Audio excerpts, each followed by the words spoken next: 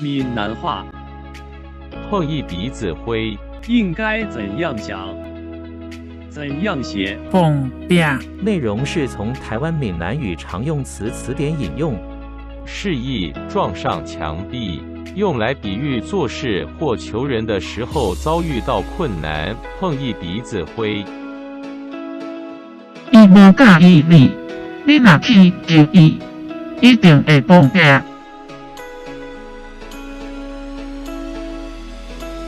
他不喜欢你，你去求他，一定会碰一鼻子灰。请支持我，点击 subscribe， 然后再单击小铃铛，也不要忘了转发给您的朋友圈。谢谢，请点击下面观看同一系列的影片。